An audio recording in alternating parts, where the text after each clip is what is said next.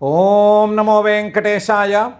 కృపణార్తాతితారణ రమణాది నివారణ గోవింద గోవింద.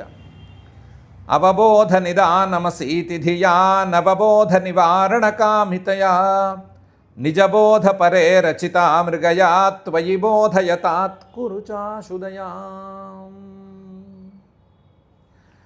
అని రాసలీలామిష దాసహేలాకృత భాసజాలావలివాసకాలోత్సవుడైన శ్రీనివాస పరమాత్మని భక్తిగా మనసులో ప్రార్థించుకుంటూ శ్రీశుకుల వారు ఉపదేశం చేసిన శ్రీమద్భాగవత మహాగ్రంథం యొక్క అధ్యయన కార్యక్రమాన్ని మనం ప్రారంభించుకుందాము. యథాప్రకారం ప్రార్థనా శ్లోకాలను చదువుకుని మంగళాచరణం చేసుకుందాము.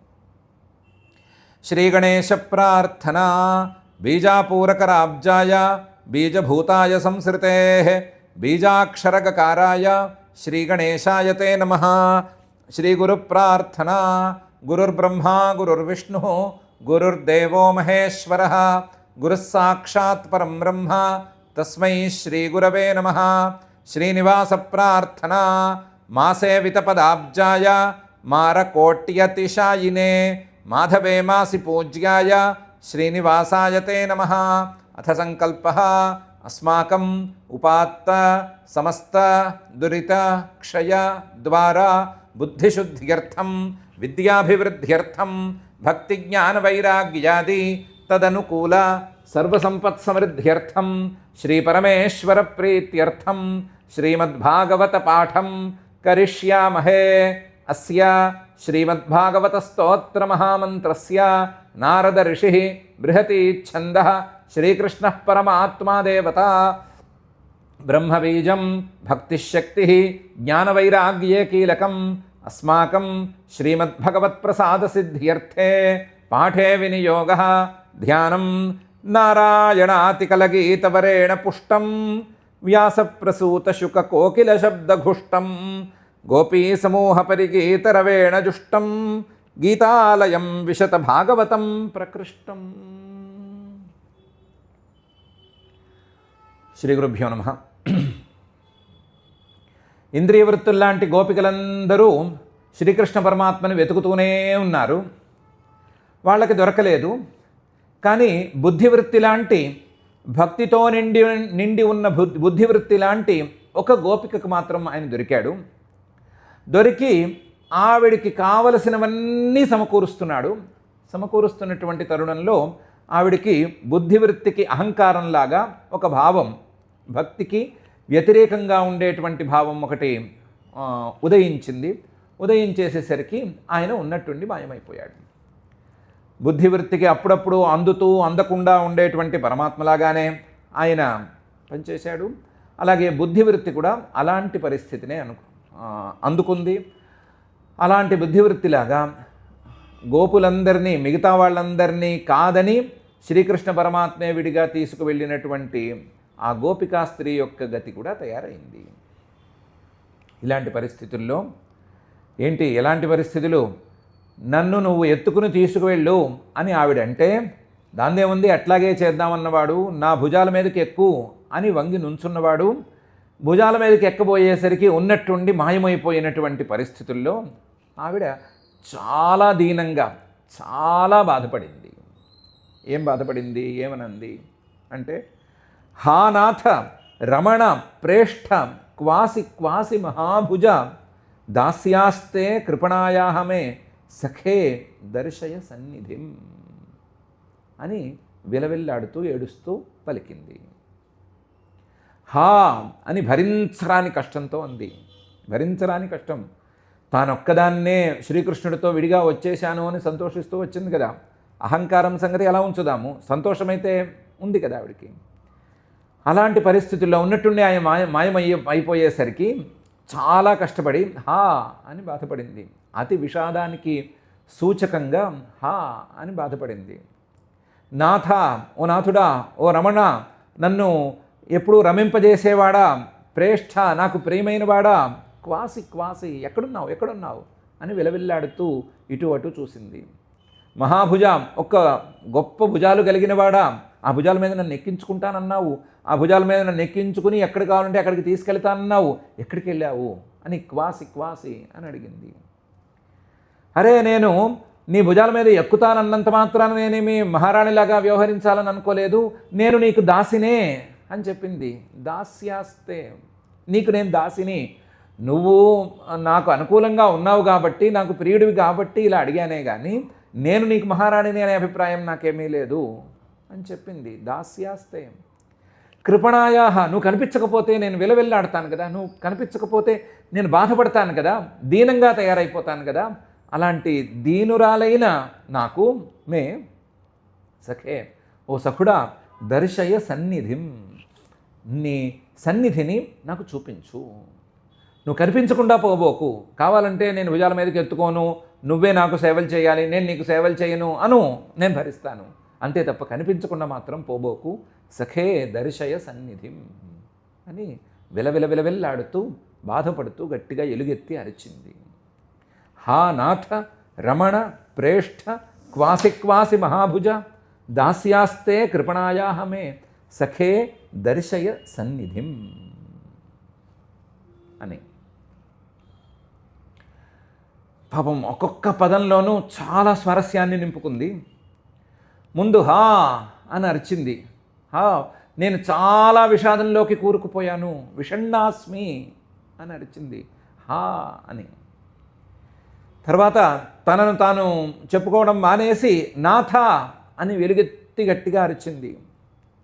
ఓ నాథుడా, నాకు ఎన్నో ఆశలను కల్పించావు, నువ్వు నన్ను భుజాల మీదకి ఎత్తుకుని ఎక్కడ కావాలంటే అక్కడ తిప్పుతాను అని మాటిచ్చావు, నాటిచ్చిన వాడికి కనిపించవేమి అని నాథ అని గట్టిగా ఆక్రోశించింది.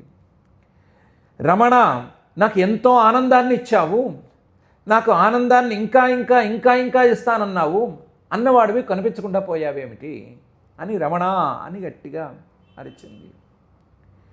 ప్రేష్ఠ, నాకు చాలా ప్రియుడివి నువ్వే, నీకంటే ప్రియులు మరొకరు నాకు లేరు, అలాంటి పరిస్థితుల్లో నువ్వే నాకు ప్రియుడివి, నువ్వు తప్ప మరొక ప్రియమైన వస్తువు కానీ ప్రియమైన వ్యక్తి కానీ నాకు లేరు అని నేను అనుకునే తరుణంలో ఉన్నటువంటి కనిపించకుండా ఎలా పోయావు అని ప్రేష్ఠ అని అరిచింది. ప్రియమైన వస్తువు పోతే క్వా ఎక్కడ ఎక్కడ ఎక్కడ అని వెతుకుతాం కదా, అలాగే ప్రియమైనటువంటి ఈ శ్రీకృష్ణుడు కనిపించకపోయేసరికి క్వా క్వాసి క్వాసి అని ఎక్కడున్నావు ఎక్కడున్నావు ఎక్కడున్నావు అని ఒక విలాపంతో అరిచింది. మహాభుజ, నేనిప్పుడు ఒకవైపు బాధపడుతున్నాను, మరొక వైపు భయపడుతున్నాను. బాధ ఎందుకు పడుతున్నాను? నువ్వు కనిపించకపోవటం వలన. భయం ఎందుకు పడుతున్నాను? నువ్వు కనిపించకపోవటం వలన. నువ్వు కనిపించకపోతే ఈ వనంలో ఈ అడవిలో నేను ఒక్కదాన్ని ఏం చేస్తాను అనే భయం నాకు కలుగుతోంది.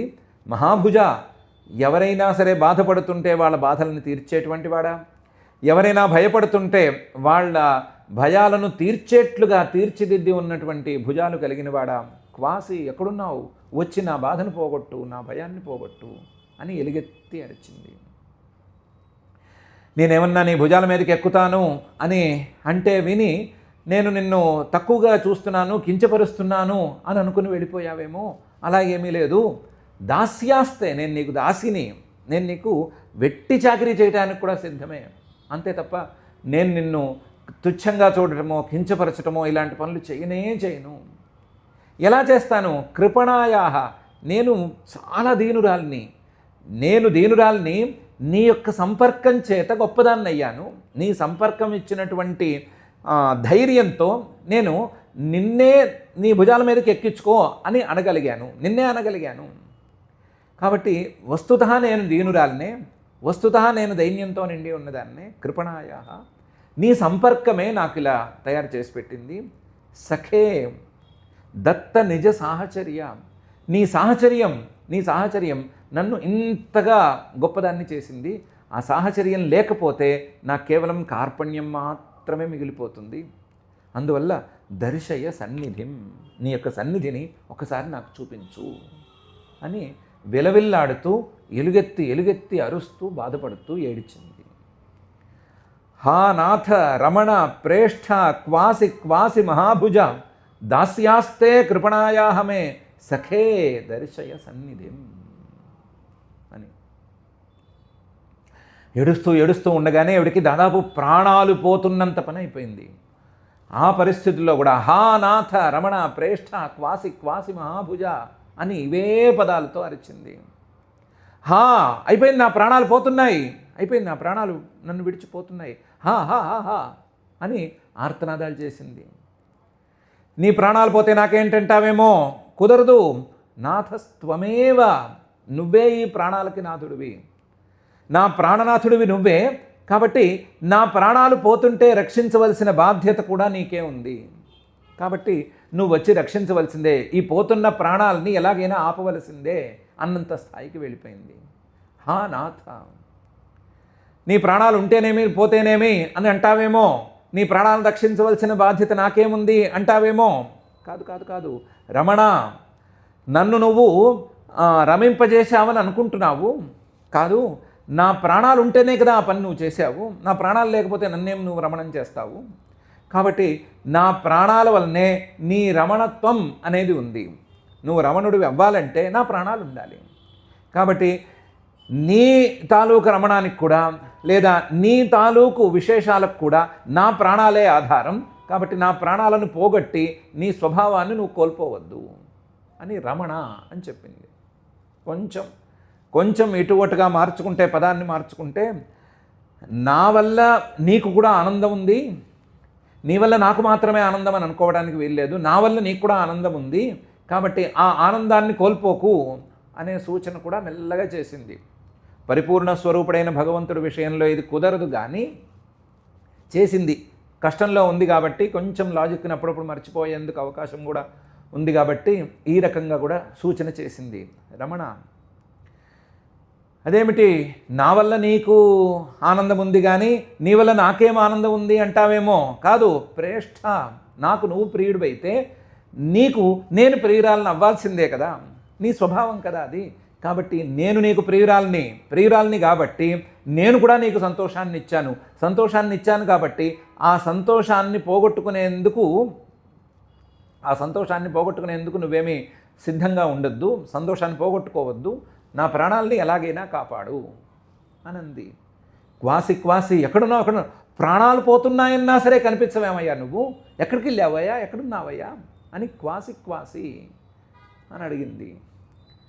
అదేంటి, ప్రాణాలే పోతుంటే నేనేం వచ్చి ఏం చేస్తాను అని అంటావేమో, నీకు ఆ సామర్థ్యం ఉంది, పోతున్న ప్రాణాలను తిరిగి తీసుకురాగలిగిన సామర్థ్యం ఉంది అని మహాభుజ అనంది.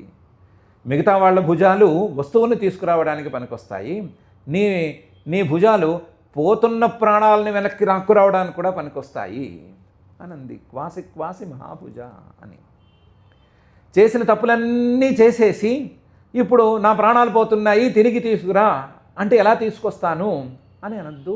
దాస్యాహ, నీ దాసినయ్యా నేను, నీ పాదదాసిని, నీకు ప్రియురాల్ని, నీకు ఇష్టమైన దాన్ని, నువ్వంటే ప్రాణంగా ఉన్నదాన్ని, ఆ ప్రాణాలు పోతుంటే ఎలా వదిలిపెడతావయ్యా? దాస్యాస్తే, ఒకసారి నువ్వు వచ్చి నా ప్రాణాలు కాపాడవయ్యా అనంది. దాసిలా ఉండవలసిన దానివి దాసిలా ఎందుకు ఉండలేదు అంటే, కృపణాయా, నేను దీనురాలనయ్యా, నాకంత తెలివితేటలు లేవయ్యా, నువ్వేదో కాస్త దగ్గరతనాన్ని ఎక్కువ చూపించేసరికి నీ భుజాల మీద ఎక్కుతానన్నానే కానీ నేను అంత దాన్ని కాదయ్యా, నేను దీనురాలనేనయ్యా, నా దైన్యం నాకు ఉండనే ఉందయ్యా, అందువల్ల దీనురాలైనటువంటి నా ప్రాణాలను నువ్వు రక్షించవలసింది ఉందయ్యా, తప్పకుండా రావయ్యా అని అంది.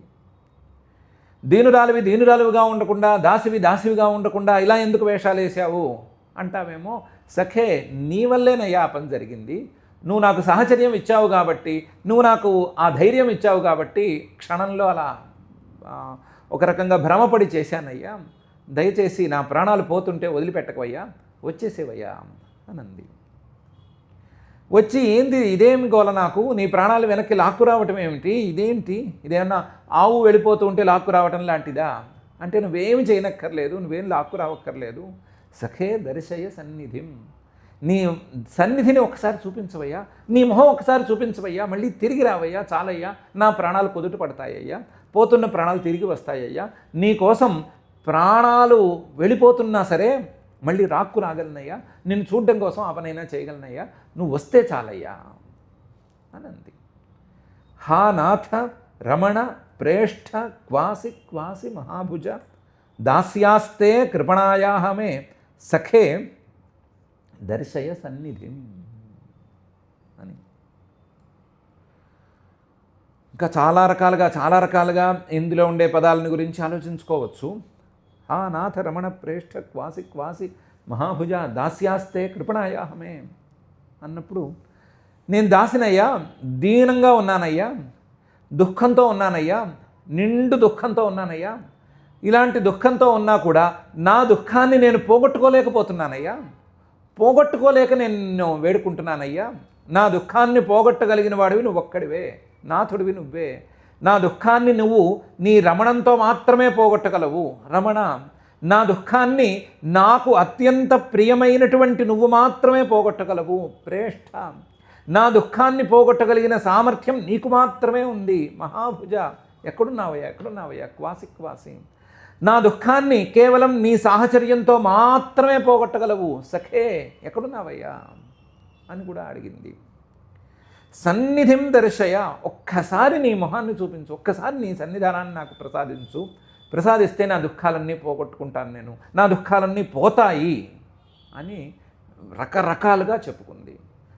నాథ రమణ ప్రేష్ఠ క్వాసి క్వాసి మహాభుజ దాస్యాస్తే కృపణాయాహమే సఖే దర్శయ సన్నిధిం అని. వస్తాడు ఆయన. ఎందుకు వస్తాడు? ఎందుకు లెక్క చేస్తాడు ఇలాంటి వాటిని? ఆయన లెక్క చేయకుండా అలాగే ఉన్నాడు. ఏడు కూడా అలాగే ఉండిపోయింది. కానీ ఈ లోపల ఏం జరిగింది? అన్విచ్ఛంత్యో భగవతో మార్గం గోప్యో విదూరితః దదృశు ప్రియ విశ్లేష మోహితాం దుఃఖితాం సఖీం. ఈ లోపల మిగతా గోపికలు ఉన్నారు కదా, ఈవిడొక్కతే విడిగా వెళ్ళిపోయింది అని బాధపడుతున్న మహానుభావురాళ్ళు కొంతమంది ఉన్నారు కదా, వాళ్ళందరూ అన్విచ్ఛంత్యో భగవతో మార్గం, భగవంతుడి యొక్క అడుగు జాడల్ని అనుసరిస్తూ ఇక్కడి దాకా వచ్చేశారు. అన్విచ్ఛంత్యో భగవతో మార్గం. గోప్య, ఆ గోపికలందరూ అవిదూరిత, అబ్బో దూరం నుంచి, అంటే మరీ దూరం కాదు మరీ దగ్గర కాదు అనే స్థాయి నుంచి దదృశు చూసేశారు ఈవిడిని. చూస్తే ఎలా ఉంది? ప్రియ విశ్లేష మోహితాం, ప్రియుడితో విభాగం కలిగేసేసరికి ఉన్నట్టుగా కూలబడిపోయి ఒక పిచ్చి పట్టిన దానికి మళ్ళీ మోహితాం దిక్కులు చూస్తూ ఉంది. పిచ్చి పట్టిన దానికి మళ్ళీ ఉంది. దుఃఖితాం బాధపడటానికి ఒక పరాకాష్ఠలో ఉంది. సఖీం, ఆవిడ్ని చూస్తే ఆవిడ శ్రీకృష్ణుడి యొక్క సఖీని తెలిసిపోతోంది. శ్రీకృష్ణుడి యొక్క సఖీకి ఉండవలసిన లక్షణాలన్నీ ఉన్నాయి.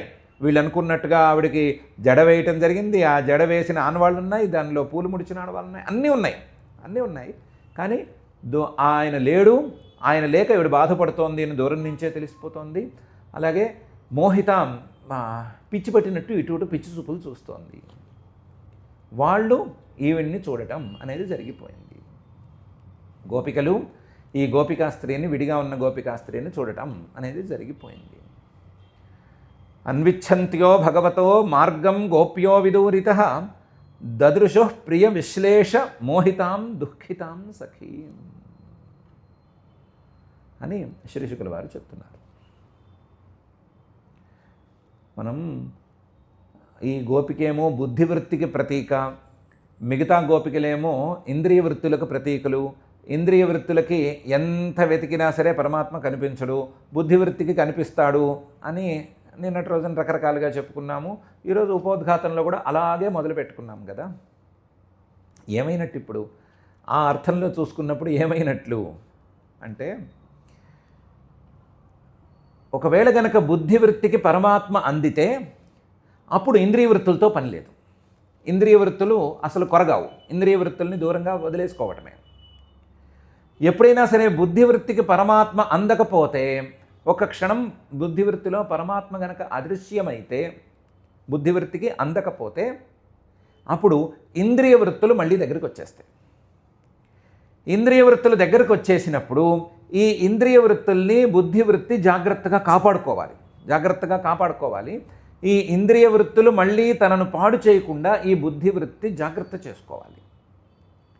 దానికి చిహ్నంగా పరమాత్మ అదృశ్యమైన వెంటనే నాథ రమణ ప్రేష్ఠ క్వాసి క్వాసి మహాభుజ అని ఈవిడ బాధపడుతూ ఉండగా, బుద్ధివృత్తికి బాధపడుతూ ఉండగా, అయ్యో ఇంతకాలం చక్కగా పరమాత్మ సన్నిధి ఉండి చక్కగా ఉన్నాను నేను, ఇప్పుడేమో ఆయన ఉన్నట్టుండి అదృశ్యమైపోయాడు అని బాధపడుతూ ఉండగా ఈ ఇంద్రియ వృత్తులన్నీ ఆవిడ దగ్గరికి వచ్చేసేసినాయి.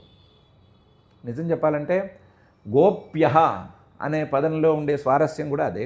గోపి గోపి అని పదమే వాడుతున్నారు కదా మాటిమాటికి.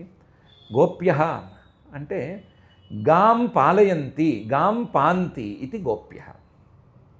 గాం అంటే బుద్ధివృత్తి, బుద్ధివృత్తిం పాంతి, బుద్ధివృత్తిని ఈ ఇంద్రియ వృత్తులు సంరక్షిస్తాయి, సంరక్షించాలి.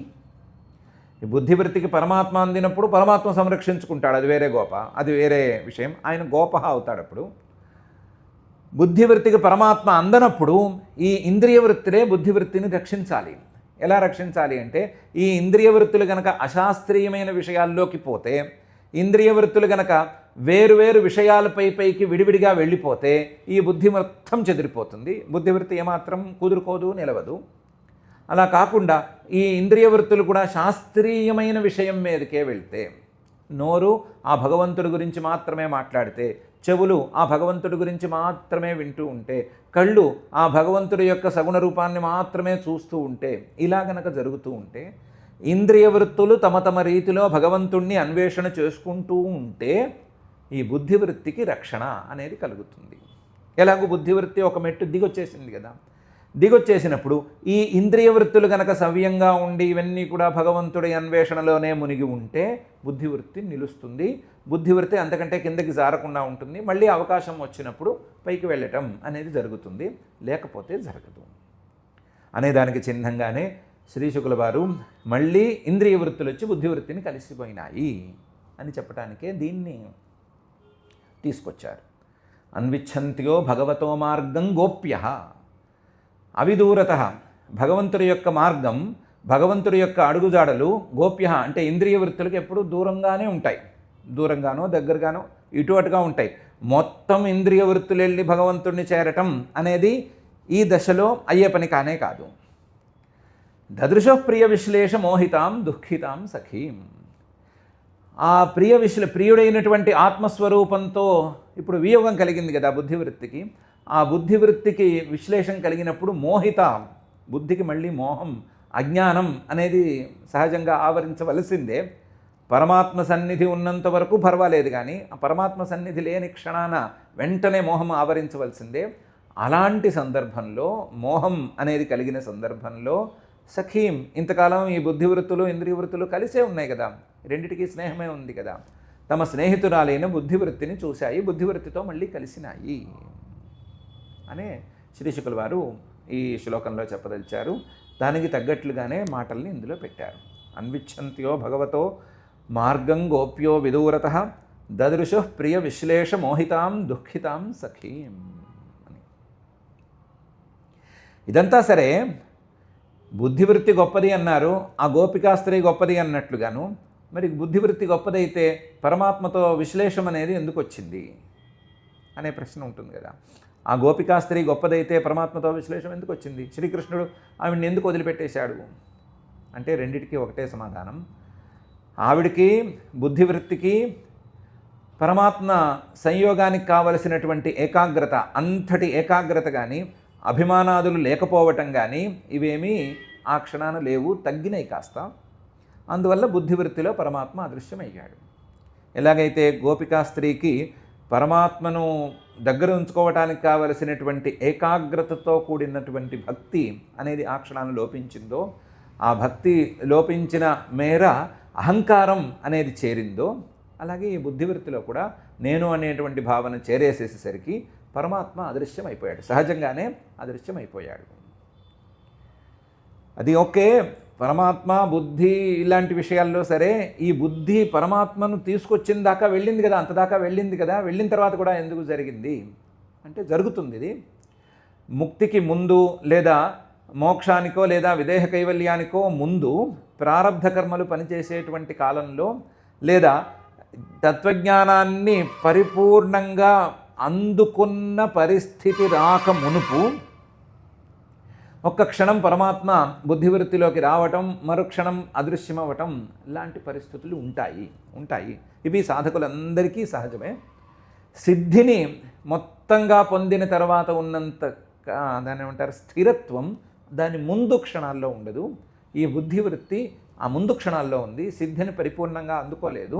కాబట్టి పరమాత్మ ఒక్క క్షణం ఉండి మరొక క్షణం అదృశ్యమయ్యేటువంటి పరిస్థితులు ఈ బుద్ధివృత్తికి ఉన్నాయి అని అనుకోవచ్చు అని కూడా శ్రీ శుకుల వారు చెప్తున్నారు. దదృశ ప్రియ విశ్లేష మోహితాం దుఃఖితాం సతీం అని. కానీ ఈ దశలో కూడా ప్రధానమైన విషయాలు రెండు ఉండాలి.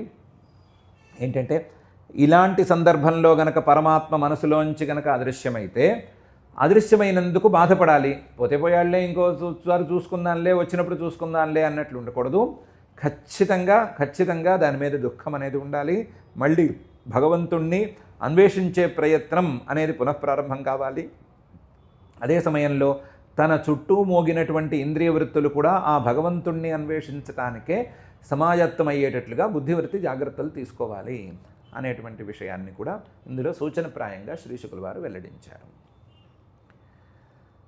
మన పరిస్థితి కొంచెం విచిత్రం. ఏంటంటే, మనమా భక్తిపరంగా చూసినప్పుడు ఆ గోపిక స్త్రీ స్థాయిలో లేము. ఆవిడలాగా హా నాథ రమణ ప్రేష్ఠ క్వాసి మహాభుజ దాస్యాస్తే కృపణాయామే సఖే దర్శయ సన్నిధిం అని ఆర్తిగా అరిచే పరిస్థితిలోనూ లేము. అలాగని బుద్ధివృత్తిలాగా ఆ పరమాత్మ తాలూకు ప్రతిబింబాన్ని తనలో ధరించే స్థితిలోనూ మనలో ఏమీ లేము. మనలో బుద్ధివృత్తి అంతేమీ ముదిరేం పోలేదు. మన బుద్ధివృత్తి పరమాత్మ తత్వాన్ని దర్శించే స్థాయి దాకా వెళ్ళనే లేదు. అసలు పరమాత్మ ఉన్నాడని పరిపూర్ణంగా విశ్వాసం కుదిరిందో లేదో అనేది కూడా కొంచెం సందేహాస్పదంగానే ఉంది. అలాంటి పరిస్థితుల్లో ఈ ఘట్టం మనకేం ఉపకరిస్తుంది అనేది ఒక ప్రశ్న. ఏం ఉపకరిస్తుంది అంటే, ఇంతే ఉపకరిస్తుంది. మన ఇంద్రియ వృత్తులు గనక సవ్యంగా ఉండి భగవంతుణ్ణి అన్వేషిస్తూ పోతే గనక ఆ ఇంద్రియ వృత్తులకు బాగా దగ్గరగా ఉండేటువంటి బుద్ధివృత్తి పరమాత్మ వైపు అడుగులు వేయటానికి, పరమాత్మను తనలో నిలబెట్టుకోవటానికి యోగ్యురాలు అవుతుంది అని తెలుసుకోవడానికి ఉపకరిస్తుంది. మనం గనక భక్తిగా ఉండటం అనేది భక్తిని అలవాటు చేసుకుంటే మన భక్తి ముదిరి ఎప్పటికో ఒకప్పటికి పాకాన పడి మనకి కూడా శ్రీకృష్ణుడు ఆ గోపికని అనుగ్రహించినంత స్థాయిలో అనుగ్రహాన్ని అందించడానికి, లేదా మనం అలాంటి అనుగ్రహాన్ని అందుకోవటానికి యోగ్యత లభిస్తుంది అనేది తెలుస్తుంది. కాబట్టి భక్తిపరంగా చూసినా లేదా సాధన పరంగా చూసినా, ఏ పరంగా చూసినా సరే మనం ప్రయత్నం చేసుకోవాల్సిన అవసరం ఉంది అనే విషయం ఈ ఘట్టం ద్వారా మనకు తెలుస్తోంది. అలాంటి ప్రయత్నం మనం చేసుకోవాలని, అలాంటి ప్రయత్నాన్ని మనలో రగిల్చి ఆ ప్రయత్నాన్ని పెంచి పోషించి తానే దగ్గరై ఉండి బుద్ధివృత్తిలో ప్రతిఫలించినంత సందంగా మనలో ప్రతిఫలించాలి అని ఆ రాసలీలామిషదాసహేలాకృత భాసజాలావలి వాసకాలోత్సవుడైన శ్రీనివాస పరమాత్మని భక్తిగా ప్రార్థించుకుందాము. ఆ ప్రార్థనతో ఈ 2 శ్లోకాల అధ్యయన కార్యక్రమాన్ని ఈ రోజుకు పూర్తి చేసుకుని క్షమా ప్రార్థనాదులను చెప్పుకుందాము. అథ క్షమా ప్రార్థన. యదక్షరపదభ్రష్టం మాత్రాహీనం చ యద్భవేత్ తత్సర్వం క్షమ్యతాం దేవ నారాయణ నమోస్తుతే. అథ భగవత్సమర్పణం. కాయేన వాచా మనసేంద్రియైర్వా బుద్ధ్యాత్మనా వా ప్రకృతే స్వభావాత్ కరోమి యద్యత్ సకలం పరస్మై నారాయణాయేతి సమర్పయామి. అథ లోకక్షేమ ప్రార్థనా. సర్వే భవంతు సుఖినః, సర్వే సంతు నిరామయాః, సర్వే భద్రాణి పశ్యంతు, మా కశ్చిద్ దుఃఖభాగ్ భవేత్. అథ మంగళం శ్రియః కాంతాయ కళ్యాణ నిధయే నిధయేర్థినాం శ్రీవేంకటనివాసాయ శ్రీనివాసాయ మంగళం.